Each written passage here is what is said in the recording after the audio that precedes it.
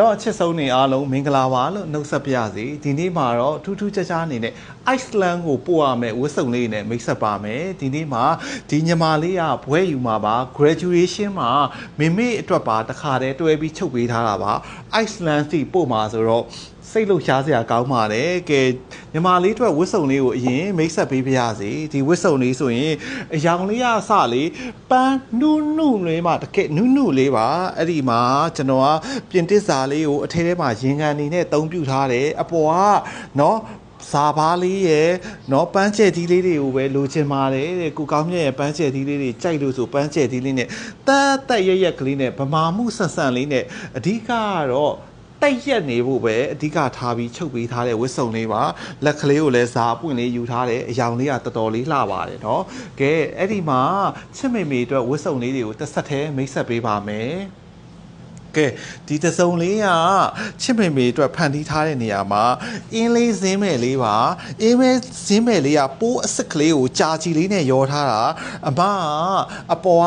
เนาะအနက်ကလေးနဲ့မချုပ်ပါနဲ့ဆိုတော့ဒီမှာပါတဲ့အစိမ်းလေးနဲ့เนาะချုပ်ပေးထားပါတယ်ဒီမှာပြင်တစ်စာ friendly အစ်စ်ကိုအသုံးပြုထားပါတယ်ဒီနားမှာအနားလေးတွေနဲ့ dropping လေးတွေနဲ့လူငယ်ပုံလေးပေါ်အောင်ပေါ့ပါတွက်လက်မှုပေါ်အောင်เนาะ friendly ကိုเนาะပြင်တစ်နိုင်ငံပြန်ပြီးပို့မှာပါကဲဒီဝတ်စုံလှလှလေးစီစဉ်ပေးထားပါတယ်နောက်တစ်စုံနဲ့မိတ်ဆက်ပေးပါဦးမယ်နော်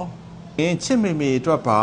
เนาะချစ်မေမေလေးကို dropping လေးတိတ်တိတ်ကလေးယူထားပေးပါတယ်တစ်ဆက်သေးယူထားပေးပါတယ်เนาะအပေါ်ကနေ off white ကလေးနဲ့ချိတ်ကလေးကလေတကယ်တော့နိုင်ငံခြားရောက်သွားလေပို့ပြီးတော့ဗမာမှုကိုမြန်နိုးလေပါဒါလေးတွေဆိုရင်ရှေ့ချိတ်ကလေးတွေလို့ခေါ်ပါတယ်เนาะအစင်လေးတွေကเนาะနှစ်စင်းလိန်လေးတွေသုံးစင်းလိန်လေးတွေဒီမှာပါတစ်ခွနွယ်လေးတွေနဲ့ဒါရှေ့ချိတ်ကလေးကိုအမကရွေးထားတာပါအရန်လှပါတယ်နိုင်ငံခြားမှာကျတော့ပို့ပြီးတော့ဗမာမှုလေးကိုပို့ပြီးတက်ရောက်စေပါတယ်ကဲတစ်ဆက်သေးမှာပဲအခုလိုမျိုး Iceland เนาะ London ပြင်သစ်เนาะပြီးလို့ရှိရင်စင်ကာပူ Australia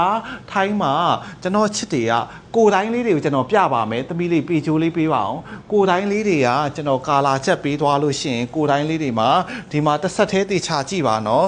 ဒါလေးဆိုရင်ပေချိုးလေးနဲ့ကျွန်တော်တို့ရင်ကိုတိုင်းလို့ရှိရင်လက်ကလေးကိုတစ်လုံးလေးထည့်ထားပါကဲပျော်ဆူနဲ့ကိုတော်မှเนาะဒီမှာလက်ကလေးကိုတစ်လုံးလေးထည့်ပြီးတော့ဒီလိုလေးတိုင်းပါမယ်เนาะဒါဆိုရင်ရင်ပတ်လေခါဆိုလဲထိုနီးတကောင်းပါတင်ဆိုလဲထိုနီး၎င်းတင်လေးပတ်လေတိုင်းပါမယ်ကဲအဲ့ဒီမှာရှေ့ရင်ကျယ်လေးဆိုရင်ဒီပခုံးလေးနဲ့ရင်လေးရဲ့အကျဂျားလေးကိုရှေ့ရင်ကျယ်လို့ခေါ်ပါတယ်ထိုနီးသူစွာပဲနောက်ရင်ကျယ်ဆိုရင်ပခုံးလေးနဲ့ဒီเนาะဟိုလာစီယာပေါ့နော်သူဝတ်တဲ့ဂျားလေးတွေကိုနောက်ရင်ကျဲလို့ခေါ်ပါတယ်ပခုံးလေးဆိုရင်ဒီမှာကြည့်ကျွန်တော်ပြပါမယ်ဒီပခုံးလေးဆိုရင်ဒီနားမှာအတိလေးယူပါမယ်ဒီနားမှာပခုံးအစိလေးရှိပါတယ်အဲ့ဒီအတိပဲယူပါမယ်လက်ရှည်ဆိုရင်ဒီလက်ကနေကျွန်တော်ရဲ့လက်ကဝတ်ကလေးဒီလက်ကဝတ်ကလေးထိပဲယူပါမယ်ခါကနေပြီးတော့ဒီမှာကျွန်တော်ပစိုးဝတ်ထားတို့လုံကြီးရှည်ဆိုခါကနေပြီးတော့ခြေမျက်စိထိအရှည်လေးပဲယူပါမယ်ဒါဆိုရင်တိကျသေးကြတဲ့အတိုင်းရပါပြီကဲထိုနီးသူဆိုတာပဲကျွန်တော်ကဘယ်ဘက်ပေါင်ပေါ်မှာရှိရဆိုရင်ဘယ်ဘုံလို့ခေါ်ပြီးတော့ညာဘက်ပေါင်ပေါ်မှာရှိရင်ညာဘုံလို့ခေါ်ပါတယ်ဒါလေးတွေက